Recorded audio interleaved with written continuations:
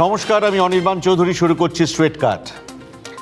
আচ্ছা বলুন তো, পাকিস্তানে একজন গরিব মানুষের জীবনের দাম কত? 30,000 টাকা। হ্যাঁ, মাত্র 30,000 টাকা। শুনে নিশ্চয়ই অবাক হচ্ছেন আর ভাবছেন এই কথা কেন বলবো। তার আগে একটা বইয়ের কথা বলি, লেট মি সে ইট নাও। বই লেখককে সেলিব্রিটি IPS অফিসার রাকেশ মারিয়া। 2017 সালে চাকরি থেকে অবসর নেন তিনি। তারপর এই বইটি লেখেন। মুম্বাই হামলার তদন্তের দায়িত্বে ছিলেন রাকেশ মারিয়া। ধৃত জঙ্গি আজমাল কাসাব, যার পরে ফাঁসি হয়, তাকে তিনি জেরা করেছিলেন। কাসাব জেরায় কি বলেছিল সেসব মারিয়া তার বইতে সমস্ত লিপিবদ্ধ করেছেন। বাড়িতে অভাব, তাই ছিচকে চুরি দিয়ে শুরু, তারপর ডাকাতি করা, সেই থেকে শুরু কাসাবের ক্রাইমের লাইফ। পড়ে যায় লস্করে তৈবার খপ্পরে, মগজ ধোলাই হয় খুব ভালোভাবে। আত্মঘাতী জঙ্গি হিসেবে তাকে পাঠিয়ে দেওয়া হয় মুম্বাইয়ে। মারার জন্য কাসাবের পারিশ্রমিক ছিল 1,25,000 টাকা। রাকেশ মারিয়াকে জানায় যে জঙ্গি শিবিরে লস্কর তাকে ওই টাকাটাই হাতে তুলে দিয়েছিল। মুম্বাই রওনা হওয়ার আগে কাসাব সেই টাকাটা তার বাড়িতে পাঠিয়ে দেয় বোনের বিয়ের জন্য। এরই নাম গরিবি, এরই নাম হলো পাকিস্তান। 2008-এ মুম্বাইয়ে জঙ্গিরা হামলা চালায়, তারপর প্রায় 13 বছর কেটে গেছে। এই 1.5 দশকে জিনিসের দাম বেড়েছে, ফলে সাধারণ মানুষের বেতনও বেড়েছে। তা না হলে তো জীবন ধারণই করা যাবে না। দাম আর বেতন একই হারে বেড়েছে কিনা সেটা অন্য প্রশ্ন, তার মধ্যে আমি ঢুকছি না। আর সব জিনিসের দাম বাড়লেও পাকিস্তানে কিন্তু দেখা যাচ্ছে মানুষের জীবনের দাম ভীষণভাবে কমে গেছে। 1.5 দশকে জনসংখ্যা বেড়েছে, তার চেয়েও বেড়েছে গরিবি। সুতরাং মানুষের জীবনের দাম যে কমে যাবে তাতে আর আশ্চর্য কি? অঙ্ক কষে দেখলাম 13 বছরে পাকিস্তানে গরিব মানুষের জীবনের দাম 1/4 হয়ে গিয়েছে। কাশ্মীরের সেনা স্বাস্থ্য কেন্দ্র, বেডে শোয়া অবস্থায় যাকে দেখছেন সে একজন আত্মঘাতী পাক জঙ্গি, নাম তাবারাক হোসেন।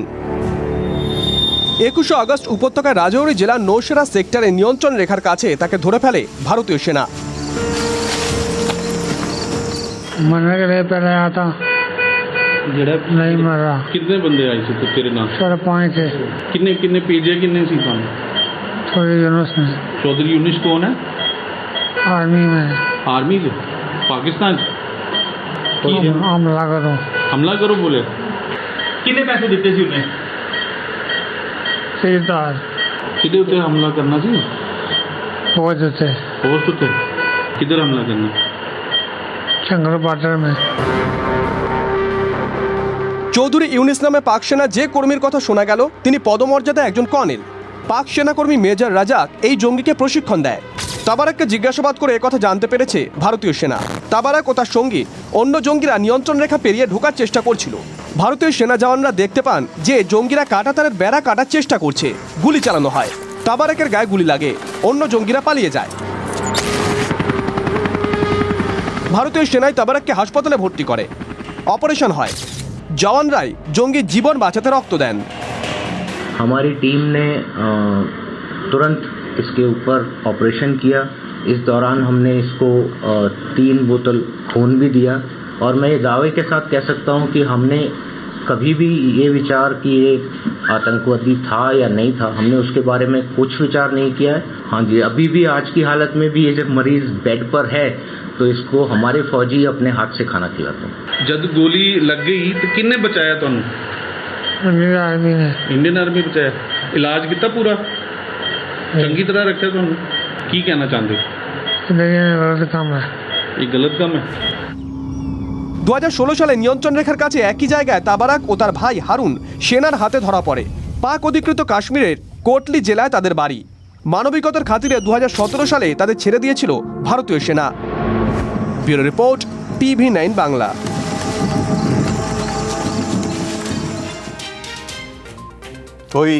ওই লোকগুলোর জীবনের দাম 30,000 টাকা। সেনা শিবিরের বিছানায় এই যে জঙ্গি ছেলেটিকে দেখলেন, বাড়িতে ওরা 6 ভাই। জেরায় ভারতীয় জওয়ানদেরও কথা সে জানিয়েছে। সংসারের মাথা বেশি, রোজগার কম, তা না হলে কি কেউ আর 30,000 টাকায় ফিদায় জঙ্গি হয়ে যায়, মরতে রাজি হয়ে যায়? এই তাবারাক হোসেন নামে ছেলেটিকে জঙ্গি বানিয়ে ভারতে পাঠায় পাক সেনা। পাকিস্তান সম্পর্কে একটা কথা চালু আছে, ওই দেশে নাকি 2টো রাজধানী, একটা কাগজে কলমে ইসলামাবাদ আর অন্যটা কলমে রাওয়ালপিন্ডি, গ্যারিসন সিটি, পাক সেনার সদর দফতর। সেখান থেকেই দেশ চলে। নির্বাচিত সরকারের ওপর ছড়ি ঘোড়ায় উর্দি। এই মুহূর্তে দেখা যাচ্ছে পাক সেনা যা করছে আর সে দেশের প্রধানমন্ত্রী যা বলছেন তার মধ্যে কিন্তু অনেকটাই তফাৎ। আমি একথা একবারও বলছি না যে সেদিন শাহবাজ শরীফ যেটা বললেন সেটাই তার মনের কথা, কিংবা পাকিস্তানের রাজনীতিবিদরা শুধু সেনার চাপেই ভারত বিরোধী জিগির তোলেন। কিন্তু দেশের পরিস্থিতিতে শাহবাজ শরীফ যে কথা বলতে বাধ্য হলেন সেটা নিয়ে কোনো সংশয় নেই। শরীফ সাহেব কয়েকদিন আগেই বলেছেন তিনি ভারতের সঙ্গে স্থায়ী শান্তি চান। যুদ্ধ কোনো দেশের পক্ষেই ভালো নয়, আর তা কোনো সমাধানও নয়। পাকিস্তানে কিছুদিনের মধ্যে সাধারণ নির্বাচন। ঠিক এই সময় নির্বাচনের সময় সে দেশে রাজনীতিবিদদের গলায় ভারত বিরোধী জিগির ওঠাটাই দস্তুর। কিন্তু সেখানে শরীফ সাহেব সুর নামিয়ে শান্তির কথা বলতে বাধ্য হচ্ছেন। প্রাক্তন প্রধানমন্ত্রী ইমরান খানের গলায় তখন রোজ ঝরে ঝরে পড়ছে ভারতের প্রশংসা। ইমরান তার সভায় পাকিস্তানের মানুষকে বলছেন যে দেখুন ভারত কত ভালো আছে আর আমরা কি খারাপ আছি। আন্তর্জাতিক অর্থভাণ্ডারের সাহায্য না পেলে যে কোনো দিন শ্রীলঙ্কার মতোই ভেঙে পড়বে পাকিস্তানের অর্থনীতি। শরীফ সাহেবের পক্ষে এই পরিস্থিতিতে ভারতের সঙ্গে বিবাদে যাওয়া কঠিন, আত্মঘাতী। বরং কলমে শান্তির বার্তায় তিনি দিল্লির কাছ থেকে সাহায্যের প্রত্যাশা করছেন। সেটা যে কোনো রকমের সাহায্যই হতে পারে।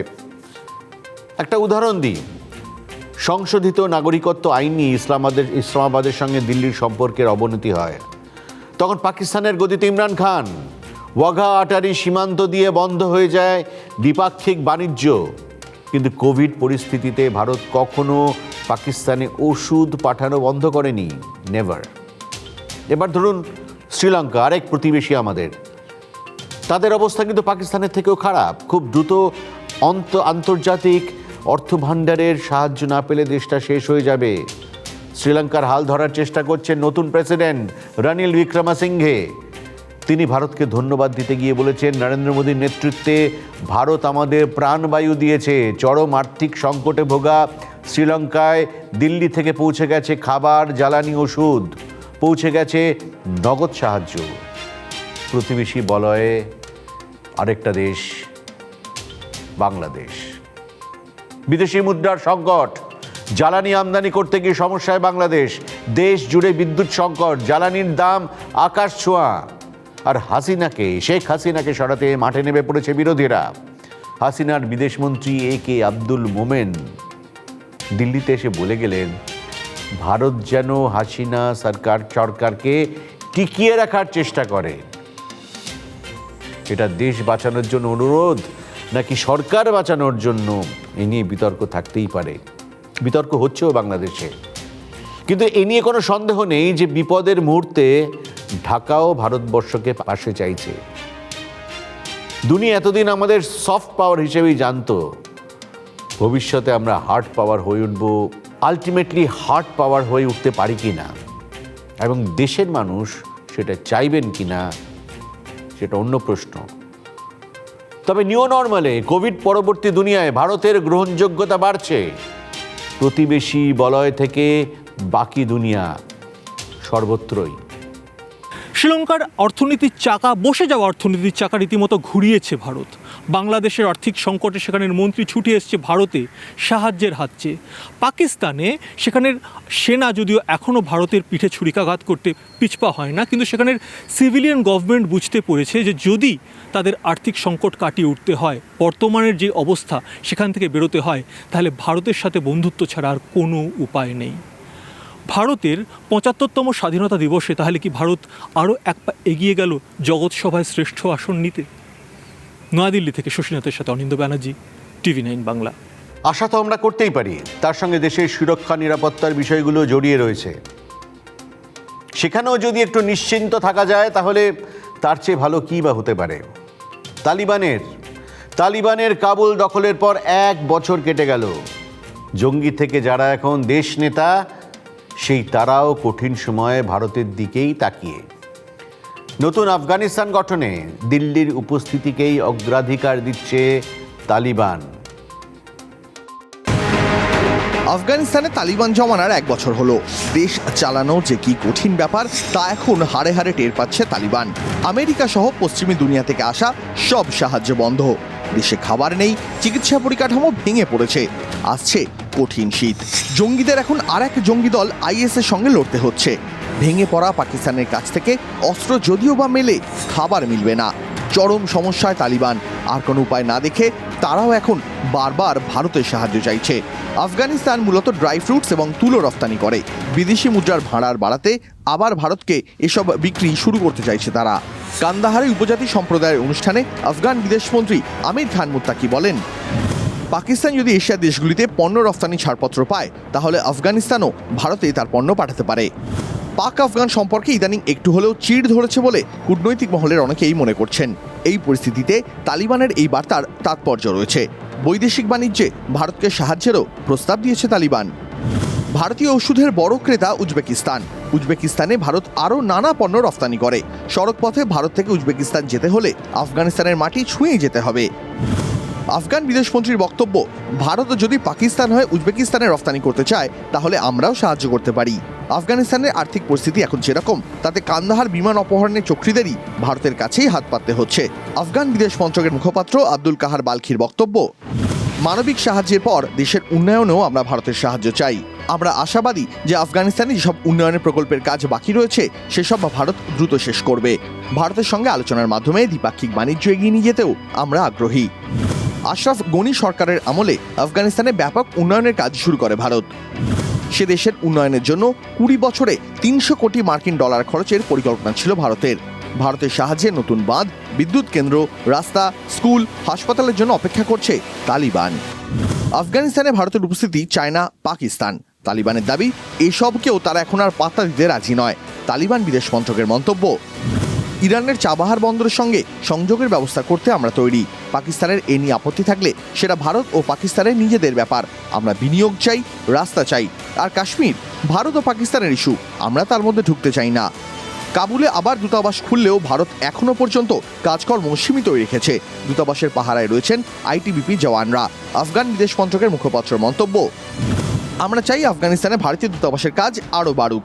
আমরা ভারতীয় দূতাবাস কর্মীদের সব রকম নিরাপত্তা ও সুরক্ষা দিতে তৈরি। সূত্রের খবর, কাবুলে ভারতীয় দূতাবাসের কাজ আগের চেয়ে কিছুটা হলেও বেড়েছে। কিছুটা সিনিয়র অফিসারদের সেখানে পাঠানো হচ্ছে। তবে বিশেষজ্ঞরা বলছেন, তালিবানকে পুরোপুরি বিশ্বাস করার সময় এখনও মোটেই আসেনি। দেশের স্বার্থে সতর্কতার সঙ্গেই পদক্ষেপ করবে New Delhi. Bureau report, TV9 Bangla. ভারতীয় উপমহাদেশে এখন একটা সংকটের পরিস্থিতি। তুলনামূলকভাবে আমরা কিন্তু ভালো আছি ভারতীয়রা। এই উপমহাদেশে সবাই উন্নয়নশীল দেশ, আর উন্নত দেশগুলোর মানচিত্র যেখানে সব এক হয়েছে সেই ইউরোপও কিন্তু এখন ভালো নেই। রাশিয়া ইউক্রেন যুদ্ধ তো আছেই, তার সঙ্গে নেমে এসেছে প্রকৃতির ভয়ঙ্কর মার। খরায় উজাড় হয়ে গিয়েছে মাঠের ফসল। আর চিন্তার বিষয় কি জানেন, খরা মানে তো শুধু শস্যহানি নয়, এর আরও নানা রকম খারাপ প্রভাব রয়েছে। যেমন ইউরোপের গুরুত্বপূর্ণ নদী রাইন জল কমে যাওয়ায় থমকে যাচ্ছে জাহাজ চলাচল, থমকে যাচ্ছে ব্যবসা বাণিজ্য, জল বিদ্যুৎ কেন্দ্রগুলিতে কমে যাচ্ছে উৎপাদন। সব মিলিয়ে অর্থনীতির বিভিন্ন জায়গায় ধাক্কা আসছে। রাশিয়া ইউক্রেন যুদ্ধ এখনো থেমে যায়নি, কোভিড এখনো বিদায় নেয়নি। আর দুনিয়া তো এখন একটা ভুবন গ্রাম, গ্লোবালাইজেশন, গ্লোবাল ভিলেজ। ফলে ইউরোপের খরা পরিস্থিতির দিকে নিজেদের স্বার্থেই কিন্তু আমাদের নজর রাখতে হচ্ছে, এবং নজর রাখছে পৃথিবীর সবকটা দেশ।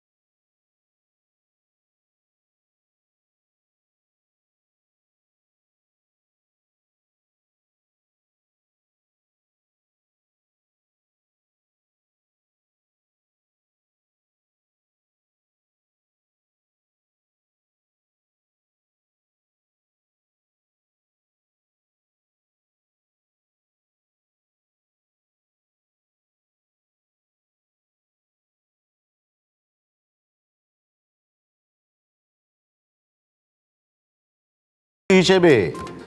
দাবি জানাতে গিয়ে যে দেশ উঠতে বসতে পেশি ফোলায়, সেই চীনের অর্থনীতি ভালো রকম সংকটে। আগের দিন আমরা সেই সংকটের চরিত্র নিয়ে আলোচনা করেছি। আজ দেখব এর কারণ কি। কমিউনিস্ট দেশে কোথা থেকে এই সংকটের শুরু?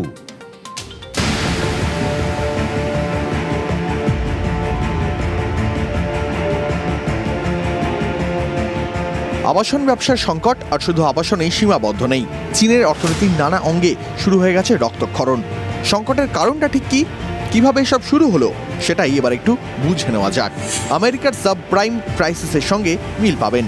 ৯ দশকের গোড়ায় ভারতের মতো চীন বিশ্বায়নের প্রক্রিয়ায় সামিল হয়নি। চীনের অর্থনীতি তখনও একেবারেই গ্রাম নির্ভর। ১৯৯৫ সাল থেকে চীনে গ্রাম থেকে শহরে মানুষ আসার স্রোত আরম্ভ হয়। ১৯৯৫-এ চীনের ৩০% মানুষ শহরে থাকতেন।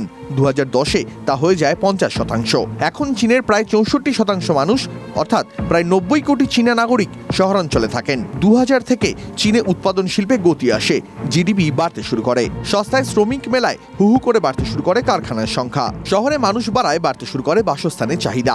চাহিদা বাড়ায়, বাড়তে শুরু করে বাড়ি, ফ্ল্যাটের দাম। মোটা মুনাফার আশায় তৈরি হয় একের পর এক রিয়েল এস্টেট সংস্থা। চীনে জমির মালিকানা মেলে না, ডেভেলপারদের জমি লিজ দেওয়া হয়। লিজের ফি, বহুতল তৈরি খরচের জন্য আবাসন সংস্থাগুলি লোন নেয়। কর্মসংস্থান বাড়ে, ইস্পাত ও সিমেন্টের চাহিদা বাড়ায়, জিডিপিও বাড়ে। ফলে সরকার খুশি হয়। লোন দিয়ে লাভ হওয়ায় ব্যাংকগুলিও আবাসন সংস্থাগুলিকে স্বাগত জানায়। চীনে শহরাঞ্চলে ফ্ল্যাটের দাম কতটা বেড়ে যায়, আবাসনের ব্যবসা কতটা লাভজনক হয়ে ওঠে, তা একটা উদাহরণেই বোঝা যাবে। শহরবাসীর গড় আয়ের হিসেবে নিউ ইয়র্কে একজনের বাড়ি কিনতে 10 বছর লাগে, লন্ডনে লেগে যায় 17 বছর, মুম্বাইয়ে একজনের বাড়ি কিনতে 26 বছর লাগে, আর বেইজিংয়ে একজনের বাড়ি কিনতে লেগে যায় 56 বছর। চীনের সমাজ ব্যবস্থায় নিজের বাড়ি থাকলে মর্যাদা বাড়ে, তাই মানুষ ভাড়া বাড়ির বদলে লোন নিয়ে শহরে বেশি দাম দিয়েও ফ্ল্যাট কেনা শুরু করেন। অনেকে আবাসনকে লগ্নির মাধ্যম হিসাবে বেছে নেন। ফলে প্রমোটার আর ফ্ল্যাটের ক্রেতা দুপক্ষকেই লোন দিয়ে ব্যাংকগুলি মোটা মুনাফা করতে শুরু করে। একটা সময় চীনে বিক্রি হয়ে যাওয়া অথচ খালি পড়ে থাকা ফ্ল্যাটের সংখ্যা দাঁড়ায় প্রায় 90 কোটি, যা কিনা আমেরিকা, ফ্রান্স, জার্মানি, ইটালি, কানাডার জনসংখ্যার চেয়েও বেশি। চীনের নানা জায়গায় তৈরি হয়ে যায় ঘোস্ট সিটি। এবার প্রমাদ গণে কমিউনিস্ট সরকার। তারা দেখে যে আবাসন সংস্থাগুলি ব্যাংক থেকে হাজার হাজার কোটি টাকা লোন নিয়ে বসে আছে। আবাসন শিল্পের বুদবুদ যদি কোনোদিন ফেটে যায়, তাহলে নেমে আসবে অর্থনৈতিক বিপর্যয়। আবাসন সংস্থাগুলিকে ব্যাংক লোনে কড়াকড়ি করে সরকার। বলা হয়, নতুন করে লোন পেতে হলে 3 শর্ত মানতে হবে। 3 মাপকাঠিতে সংস্থার অবস্থা বিচার করে লোন দেওয়া হবে। 3টি শর্তই পূরণ করলে 15% বাড়তি লোন পাওয়া যাবে।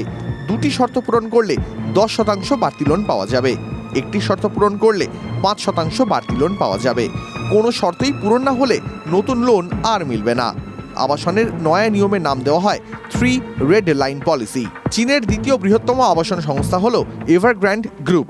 রিয়েল এস্টেটের বাড়বাড়ন্তের সময় তারা বিশাল অঙ্কের টাকা লোন নেয়, কিন্তু দেখা গেল যে তারা প্রতি মাসে যত ফ্ল্যাট বিক্রি করছে, তার চেয়ে 6 গুণ বেশি ফ্ল্যাট তৈরি করছে, যা কিনা এখনও বিক্রি হয়নি। তুলনামূলকভাবে সংস্থার সম্পদের তুলনায় লোনের পরিমাণ বেশি হওয়ায় এভারগ্র্যান্ডের পক্ষ থেকে 3 রেড লাইন পলিসিতে নতুন লোন পাওয়া অসম্ভব হয়ে দাঁড়ালো। ছোট মাঝারি সংস্থাগুলি লোনের শর্ত পূরণ করতে পারলেও বড় সংস্থা এভারগ্র্যান্ড তা পারল না। এবার শুরু হলো বিপর্যয়। নতুন লোন না মেলায় এভারগ্র্যান্ড নির্মীয়মান প্রকল্প শেষ করতে পারল না। এভারগ্র্যান্ডকে ইস্পাত, সিমেন্ট ও রং সরবরাহ করত বহু কোম্পানি। সরবরাহকারী সংস্থাগুলির প্রায় 10,000 কোটি ডলারের বরাত আটকে গেল। যেসব ব্যাংক এভারগ্র্যান্ডকে লোন দিয়েছিল, আটকে গেল তাদের টাকাও। ফ্ল্যাট হাতে না পেয়ে সাধারণ ক্রেতাদের অনেকে লোনের কিস্তি বন্ধ করে দিলেন। এভারগ্র্যান্ড বন্ডের মাধ্যমেও টাকা তোলে, সেখানেও মানুষের টাকা জলে গেল। এই স্পাইরাল এফেক্টে আজ অর্থনৈতিক বিপর্যয়ের মুখে দাঁড়িয়ে চীন। টলমল করছে শেয়ার বাজার, নানা শহরে চলছে বিক্ষোভ। এই মুহূর্তে চীনে প্রায় 20 লক্ষ ফ্ল্যাটের কাজ অসম্পূর্ণ অবস্থায় পড়ে রয়েছে। এইসব ফ্ল্যাটের ক্রেতারা লোনের কিস্তি বন্ধ করে দিলে ব্যাংকগুলি ডুবে যাবে। সেক্ষেত্রে হিসাবের খাতা থেকে মুছে দিতে হবে প্রায় 22,000 কোটি ডলার। চীনের মোট ব্যাংক লোনের প্রায় 20%ই হাউজিং লোন। ফলে এখন সে দেশের ব্যাংকিং ব্যবস্থায় বিপর্যয় নেমে আসার আশঙ্কা। এই মুহূর্তে লোনের শর্ত পূরণ করতে না পেরে একের পর এক কোম্পানি ব্যবসা গুটিয়ে নিতে বাধ্য হচ্ছে। স্পাইরাল এফেক্টে ক্রমশ গাঢ় হচ্ছে কমিউনিস্ট দেশের অর্থনৈতিক সংকট। Bureau report, TV9 Bangla. Straight কাট আজ এ পর্যন্তই। আবার দেখা হবে সোম থেকে শনি প্রতিদিন রাত 10টায়। দেখতে থাকুন TV9 বাংলা, প্রথম থেকেই প্রথমে। Good bye.